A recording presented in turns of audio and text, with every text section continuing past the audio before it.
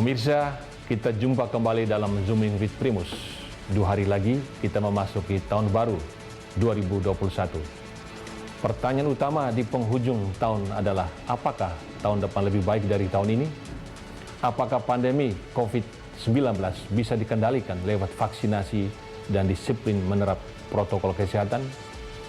Masihkah ekonomi Indonesia di daerah kontraksi? Bagaimana perkembangan investasi, baik investasi langsung maupun investasi portofolio? Bagi para investor portofolio, pertanyaan paling banyak diajukan adalah manakah instrumen investasi paling menguntungkan pada tahun 2021? Manakah investasi pilihan tahun depan?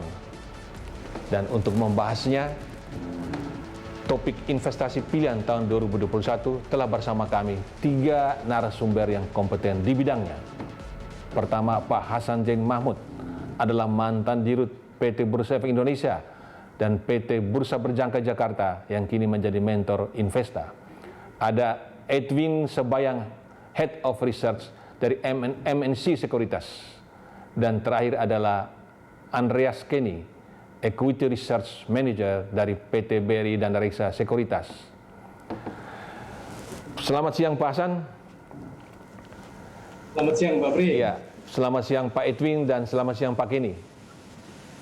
Selamat siang Pak Primus. Ya. Selamat siang Pak Primus. Nah, kita melihat bahwa 2021 itu kita mau masuk tahun suku bunga rendah. Seluruh dunia bank-bank sentral menurunkan suku bunga acuannya dan Indonesia juga begitu. Ini artinya paling tidak menunjukkan bahwa orang harus didorong untuk investasi. Saya mulai dengan Pak Hasan. Pak Hasan, Anda ini punya pengalaman yang komplit, menjadi orang pertama yang memimpin Bursa Efek Indonesia, kemudian pernah juga di Bursa Berjangka Jakarta, bursa komoditas ya, dan sekarang menjadi mentor, aktif juga sebagai investor, jadi cukup komplit. Secara umum, bagaimana Anda melihat situasi dunia, psikologi dunia, sentimen dunia memasuki tahun 2021 dalam investasi? Silakan Pak.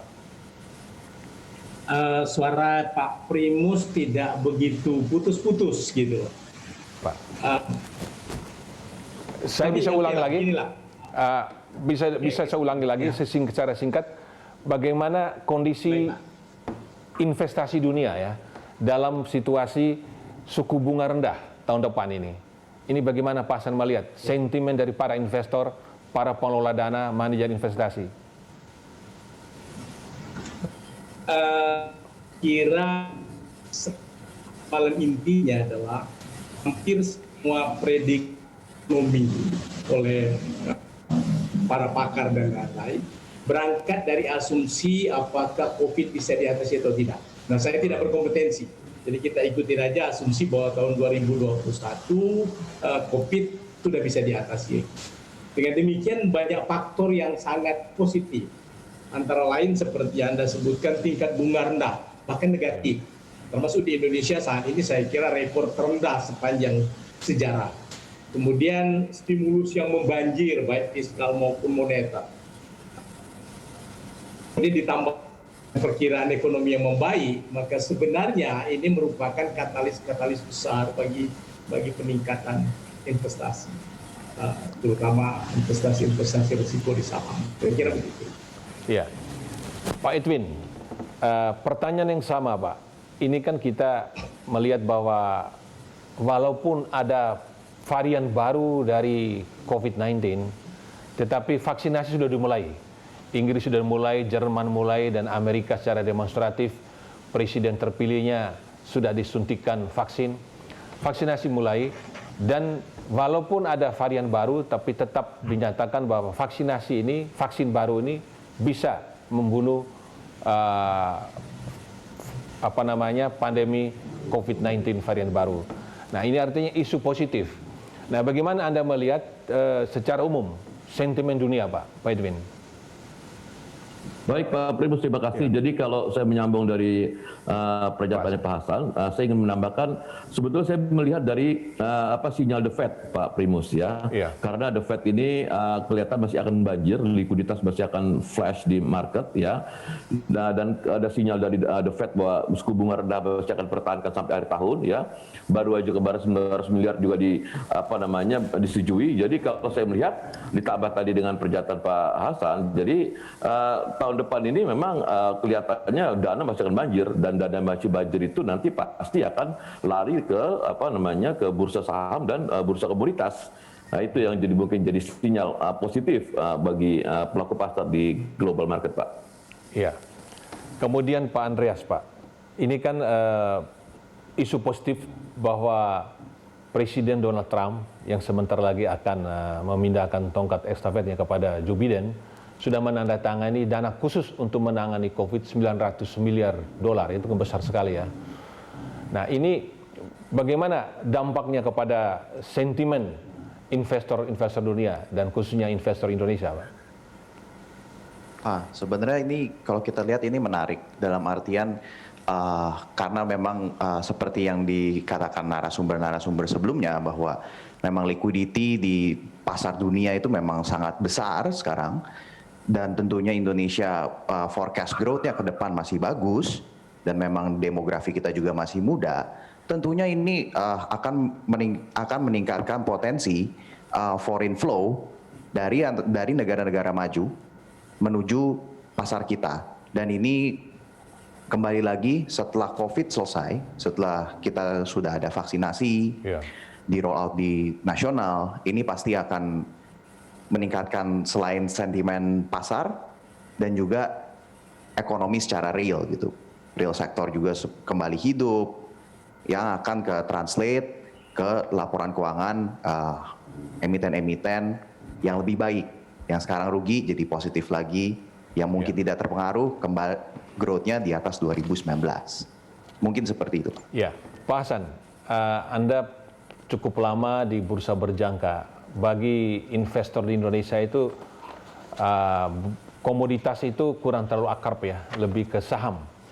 Nah, bisa dijelaskan hubungan antara dana yang membanjir dunia dengan referensi Amerika ketika 2008 ada krisis subprime mortgage, 2009 mulai quantitative easing dipompakan dana besar sekali, dan dana itu banyak sekali tempias masuk ke komoditas, juga kepada minyak bumi. Pernah minyak mentah itu $140 per barrel ya. Nah, ini bagaimana hubungan antara dana yang membanjir, jadi ada stimulus fiskal, ada stimulus moneter, dana berlimpah, masuk ke saham, masuk komoditas. Ini bagaimana rute-rute dana mengalir, Pak? Begini. Di Amerika Serikat itu ada divergensi antara pertumbuhan ekonomi pada satu sisi dengan sektor keuangan. Jadi kalau kita lihat bahwa pertumbuhan ekonomi mengalami kontraksi, tapi pada saat yang lain kalau kita ambil contoh Nasdaq misalnya, salah satu indeks yang year to date bisa naik 42%, yang mencatat rekor demi rekor gitu. Nah, dikaitkan dengan kita, saya ingin mengatakan bahwa ekonomi Indonesia itu adalah ekonomi komoditas. Jadi saya ulangi, ekonomi Indonesia itu adalah ekonomi komoditas hingga saat ini. Jadi persoalannya adalah pengembangan ekonomi Indonesia tidak bisa lain, harus, dan juga industrialisasi yang sudah menurun tajam 10 tahun terakhir. Salah satu yang bisa dilakukan oleh pemerintah adalah hilirisasi komoditas. Dia meningkatkan industri, dia meningkatkan devisa, dia meningkatkan lain. Jadi dengan demikian, mau tidak mau, masuknya dari dana developed market ke emerging market tergantung kepada harga komoditas dan keberhasilan kita di dalam hilirisasi komoditas. Saya kira dari sini kita bisa berangkat sektor-sektor apa kira-kira yang barangkali bisa dipilih pada tahun 2020. Iya, Pak Edwin, ini kan dana mengalir ya. Jadi yang namanya over likuiditas, dunia juga di Indonesia mengalami over likuiditas. Perbankan mengakui bahwa ada over likuiditas yang serius, Pak. Nah, kalau kita melihat ini harga komoditas ya, walaupun tadi Pak Hasan mengatakan ini tergantung juga pada keberhasilan kita hilirisasi. Tapi secara umum komoditas kita naik nggak, komoditas dunia? Iya, kalau misalnya kita lihat dari hampir mungkin ya paling sederhana sekitar 3 bulan ini, beberapa harga komoditas sebetulnya mengalami kenaikan ya. Jadi adanya ekspektasi daripada perbaikan ekonomi plus lagi dengan likuiditas yang banjir tadi yang membuat beberapa harga komoditas mengalami kenaikan. Yang paling sederhana kita lihat coal, batu bara ya, yang terus mengalami kenaikan, sekarang sudah berada di atas $84 per metric tonnya. Lalu kita lihat CPO sudah berada di 3.800, nikel juga sudah naik ya, lalu juga kita lihat timah ya. Jadi komoditas-komoditas yang berkaitan nanti dengan perbaikan ekonomi itu mengalami kenaikan, Pak. Ya. Jadi dua faktor tersebut, dan saya kata likuiditas dan ada ekspektasi perbaikan ekonomi, membuat harga komoditas tersebut mengalami kenaikan. Itu, Pak, mungkin. Ya, Pak Andreas, itu di sekuritas Anda mencermati juga nggak itu komoditas yang naik ya? Batu bara memang naik ya, permintaan dari China, kemudian juga sawit juga naik. Ini bagaimana Anda melihat tren kenaikan komoditas? Khususnya kalau dari kita itu sebenarnya suka banget sama metal mining, tapi itu nantilah. Kalau untuk plantation memang kita sudah follow quite intensely, dan memang harga CPO ini walaupun sekarang bisa dibilang tinggi ya, Rp3.800, tapi kita percaya ini sebenarnya struktural, dalam artian harga CPO itu akan tinggi di atas Rp2.600 secara rata-rata. 5 tahun ke depan itu kita masih akan melihat harga seperti itu. Ya, iya. Kemudian ini kan investasi kan mengalir masuk ke saham, bisa ke obligasi, bisa ke komoditas, Pak.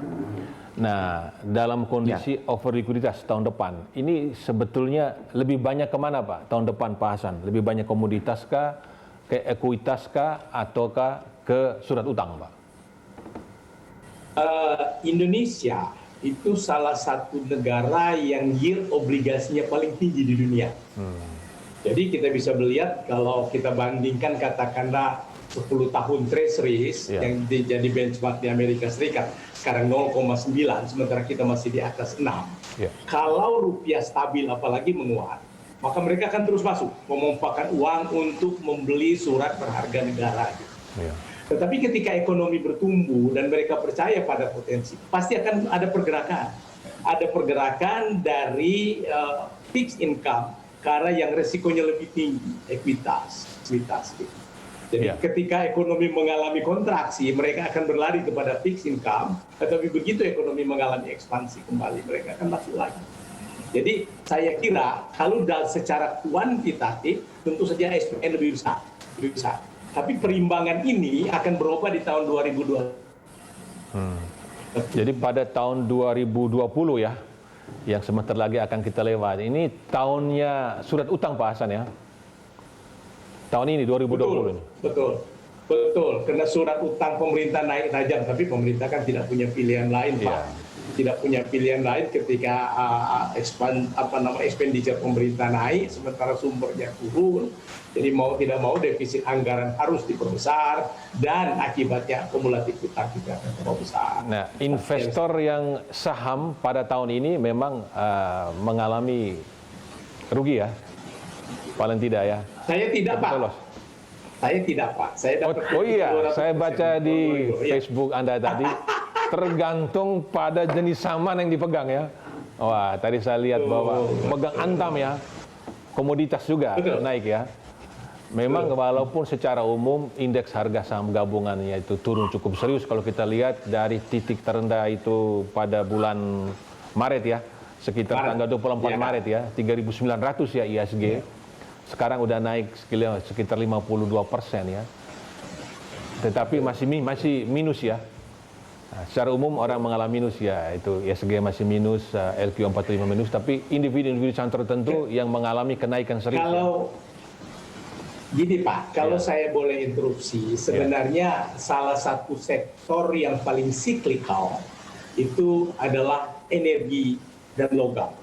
Simpel sekali kan, karena tidak ada pertumbuhan ekonomi yang tidak membutuhkan energi. Dan tidak ada satu pembangunan fisik pun di dalam ekonomi yang tidak membutuhkan logam, terutama mineral logam gitu. Betul. Itu pertimbangannya. Jadi kita sudah bisa melihat tren itu sekarang. Membeli saham yang memang masuk sektor yang mau tidak mau dibutuhkan, apalagi pada masa akan datang kebutuhan makin besar lagi. Pemirsa, kita akan memasuki sesi yang langsung menohok pada topik kita tentang pilihan investasi. Jangan kemana-mana, kami segera kembali.